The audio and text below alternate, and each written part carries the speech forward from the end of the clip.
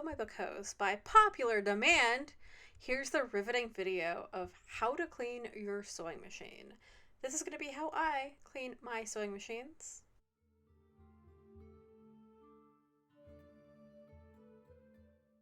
So step one is to get your cleaning supplies, and I will go over these at the end, but you're going to need a brush and some sewing machine oil. You can't just use any oil, and you can get these in kits.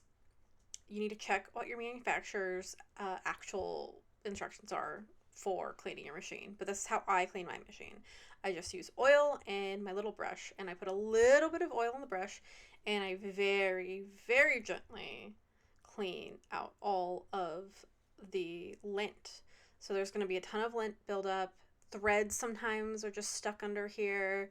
Threads that mysteriously got stuck in your bobbin sometimes will make a little nest under your sewing machine. But this is what I do, and I learned this from a sewing workshop I went to many years ago. But you can see you can get a ton of dust bunnies from inside these, not just your serger. I'm just cleaning my serger here, but I got more than this out of my regular sewing machine. So whatever you use frequently, you will make sure that you clean it out, because it really does help with your sewing. Like if you're noticing that you're having issues, it might be because of dust buildup, and there are going to be places in your sewing machine and serger where your dust kind of compounds, like right under where the feet are, the presser feet, the feed dogs. There's probably going to be a kind of compacted little dust kind of brick, honestly. But I'm kind of just super gently dusting this stuff out. Here's a slightly better view of just me kind of gently poking that in there. And what I'm really doing is just using the little bit of dampness from the sewing machine oil to just kind of cling to the dust.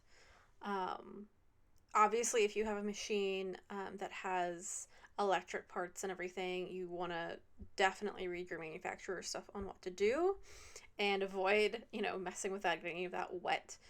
But the biggest thing is you're not putting so much oil on your brush that you're getting it wet. You're really just putting enough on there to get the dust to stick to it, if that makes sense. And again, check your manufacturers, all their website and stuff on what to do. I am not responsible if you do this and they say not to do this. This is just how I clean mine. And make sure that you also know enough about your machine to know the parts that do come off are supposed to come off versus should never come off. So you can see there, just pop that extra plate down just to get a little bit more in there. And yeah, just be really careful with what you're doing. I'd also say you probably want to, after you're done, after you close up and put everything back to where it's supposed to be, you definitely want to use some scrap fabric, potentially even rethread your machine. You probably don't want to rethread your serger, but definitely run some scrap stuff through there.